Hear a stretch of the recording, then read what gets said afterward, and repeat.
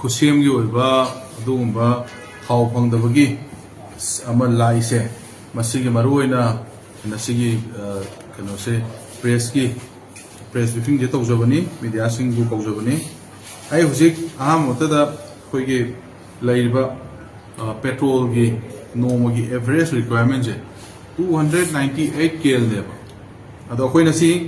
ꯇꯥꯡ 13ꯅꯤꯅ ꯁꯤꯁꯦ ꯇꯥꯡ 15ꯗ 272 KL ꯄꯤ ꯇꯥꯡ 12ꯗ 260 KL ꯄꯤ tang 16ꯗ 326 KL ꯄꯤ tang 14ꯗ 325 KL ꯄꯤ ꯑꯗꯨꯒ ꯉꯔꯥꯡꯗꯤ ꯁꯟꯗꯦ ꯑꯣꯏꯈ꯭ꯔꯦ ꯉꯔꯥꯡ ꯄꯤꯗ꯭ꯔꯦ ꯉꯁꯤ ꯃꯟꯗꯦꯗ 300ꯒꯤ ꯃꯊꯛꯇ ꯑꯃꯨꯛꯀ ꯄꯤꯗꯣꯏ ꯑꯗꯣ ꯍꯧꯖꯤꯛ ꯂꯩꯔꯤꯕ ꯄꯦꯇ꯭ꯔꯣꯜ ꯄꯝꯞꯁꯤꯡꯁꯤꯗ ꯑꯩꯈꯣꯏ ꯃꯔꯨꯑꯣꯏꯅ ꯏꯔꯥꯡꯁꯤꯒ ꯃꯔꯤ ꯂꯩꯅꯅ ꯍꯥꯏꯕ ꯇꯥꯔꯦ ꯊꯥꯎꯁꯦ ꯍꯜꯍꯜꯂ ꯃꯇꯨꯡꯗ ꯀꯩꯅꯣꯁꯦ ꯄꯩꯁꯥꯁꯦ ꯄꯤꯔꯝꯗꯅ ꯆꯠꯈꯤꯕꯁꯤꯅ ꯃꯔꯝ ꯑꯣꯏꯔꯀꯥꯟꯗ ꯄꯦꯇ꯭ꯔꯣꯜ ꯄꯝꯞꯒꯤ ꯏꯆꯤꯜ ꯏꯅꯥꯎꯁꯤꯡꯁꯤ ꯄꯝꯞꯁꯤ ꯍꯥꯡꯅꯤꯡꯉꯛꯇꯕꯒꯤ ꯃꯣꯏꯗ ꯑꯗꯨꯒꯨꯝꯕ ꯌꯥꯝꯅ ꯁꯦꯠꯕꯦꯛ ꯑꯃ ꯌꯥꯝꯅ ꯅꯨꯡꯉꯥꯏꯇꯕ ꯑꯃ ꯄꯣꯛꯄꯅ ꯃꯔꯝ ꯑꯣꯏꯔꯀꯥꯟꯗ ꯉꯁꯤꯗꯤ ꯄꯦꯇ꯭ꯔꯣꯜ ꯄꯝꯞꯁꯤꯡꯁꯤ ꯄꯦꯇ꯭ꯔꯣꯜ ꯄꯝꯞ ꯇꯧꯖꯔꯤꯕ ꯏꯆꯤꯜ ꯏꯅꯥꯎꯁꯤꯡꯁꯤ ꯃꯁꯤ ꯊꯋꯥꯏ ꯌꯥꯎꯔꯛꯇꯕ ꯍꯥꯏꯇꯥꯔꯦ ꯏꯟꯚꯦꯁꯠꯃꯦꯟ ꯑꯃ ꯇꯧꯔꯀꯥꯟꯗ ꯀꯩꯅꯣꯗꯅ ꯕꯤꯖꯤꯅꯦꯁꯅꯤꯅ ꯂꯣꯁ ꯑꯣꯏꯔꯒꯗꯤ ꯃꯣꯏꯁꯨ ꯏꯟꯚꯦꯁꯠꯃꯦꯟꯁꯦ ꯇꯧꯅꯤꯡꯉꯛꯇꯕ ꯑꯗꯨꯅ ꯑꯩꯅ ꯃꯌꯥꯝ ꯄꯨꯝꯅꯃꯛꯇ ꯑꯄꯤꯜ ꯇꯧꯖꯔꯤ ꯑꯇꯩ ꯂꯣꯏꯅꯃꯛ ꯇꯣꯛꯄꯤꯔꯒ ꯍꯧꯖꯤꯛꯀꯤ ꯄꯦꯇ꯭ꯔꯣꯜ ꯄꯝꯞꯁꯤꯗꯗꯤ खितंग मियामना अखोइगी मरोइना सेन खाइब खोपगी तौबिरिबि चिनाउसिंग मसी पेट्रोल पंप सिंगदि तौबिगनो अदो पेट्रोल पंप सिंगसिदा हुजि अखोइ मरोइना अखोइ पुलिस अखोइ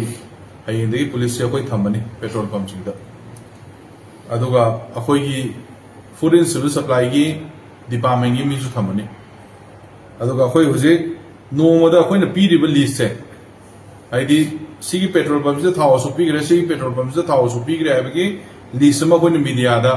एवरीडे की अखोइ मीडियादा अपडेट तौरकनी अदुना पेट्रोल पंप सिंगना येलमदबा नत्रगना येलु यादबा थाव दि लौग्रगा थमजनबा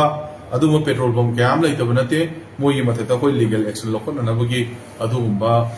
खोंथांसिंग अदुबो अखोइ तौरकनी अदुना हुजिक लैरिबा फियमसदि अखोइ पेट्रोल पंप सिंग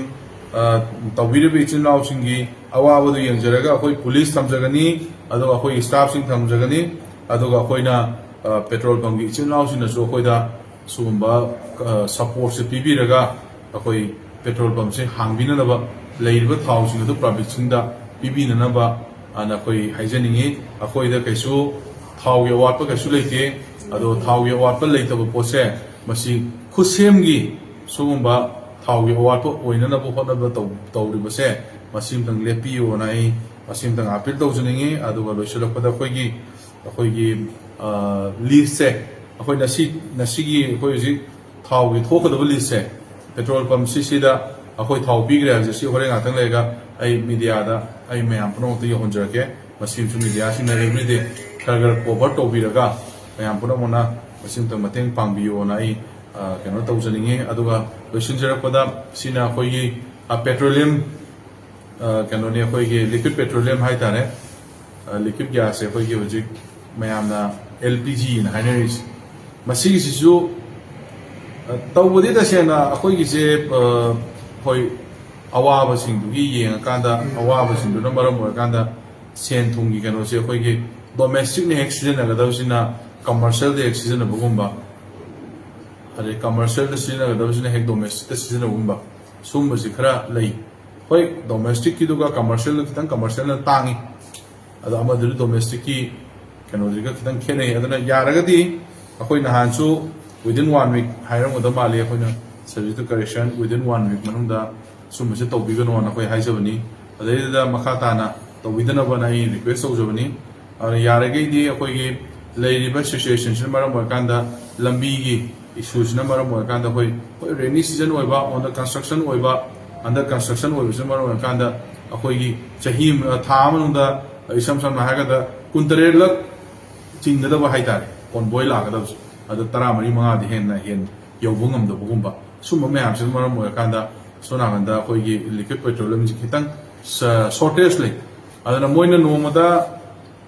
गाड़ी 90 निफु पीगदबने ना हाइसे एग्जांपल ꯀꯨꯟꯗꯒꯤ ꯍꯦꯟꯅ ꯄꯤꯗꯕꯒꯨꯝꯕ ꯀꯩꯒꯤꯅꯣꯗ ꯃꯣꯏꯗꯁꯨ ꯃꯗꯨꯒꯤ ꯁꯣꯔꯇꯦꯖ ꯂꯩꯕꯁꯦ ꯑꯗꯨꯅ ꯍꯧꯖꯤꯛ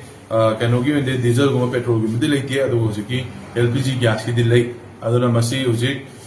ꯀꯩꯅꯣꯗ ꯀꯃꯔꯁꯤꯌꯦꯜ ꯁꯤꯂꯤꯟꯗꯔ ꯌꯥꯝ ꯂꯩꯔꯤꯁꯦ ꯃꯁꯤꯒ ꯑꯩꯈꯣꯏꯒꯤ ꯀꯃꯔꯁꯤꯌꯦꯜꯒꯤ ꯍꯣꯇꯦꯜ ꯇꯧꯕꯤꯔꯤꯕ ꯅꯠꯇ꯭ꯔꯒꯅ ꯑꯦꯅꯤ ꯀꯃꯔꯁꯤꯌꯦꯜ ꯋꯥꯛꯇ ꯇꯧꯕꯤꯔꯤꯕꯁꯤꯡꯁꯤꯅ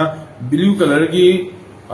ꯁꯤꯂꯤꯟꯗꯔꯁꯤ ꯂꯧꯕꯤꯔꯕ ꯑꯗꯨꯒ ꯔꯦꯗ ꯀꯂꯔꯒꯤꯁꯤꯅ ꯑꯩꯈꯣꯏ ꯗꯣꯃꯦꯁꯇꯤꯛꯁꯤ ꯂꯧꯕꯤꯔꯗꯤ ꯑꯗꯨꯝ ꯅꯣꯔꯃꯦꯜ ꯑꯣꯏꯅ ꯑꯩꯈꯣꯏ ꯆꯠꯀꯗ꯭ꯔꯅ ꯈꯜꯂꯤ ꯑꯗꯨꯅ ꯃꯁꯤ ꯋꯥꯔꯁꯨ ꯋꯥꯅ ꯑꯩꯈꯣꯏ ꯃꯇꯝ ꯈꯤꯇꯪ ꯈꯥꯡꯃꯤꯟꯅꯕ ꯗꯔꯀꯥꯔ ꯂꯩ ꯀꯔꯤꯒꯤꯅꯣ ꯍꯥꯏꯕ ꯃꯇꯝꯗ ꯑꯩꯈꯣꯏꯒꯤ ꯏꯝꯐꯥꯜ ꯖꯤꯔꯤꯕꯥꯝ ꯂꯝꯕꯤꯁꯦ ꯍꯧꯖꯤꯛ ꯌꯥꯝ ꯀꯟꯅ ꯋꯥꯏꯗꯤꯡ ꯇꯧꯕ ꯄꯥꯛꯊꯣꯛꯄ ꯑꯗꯒꯤ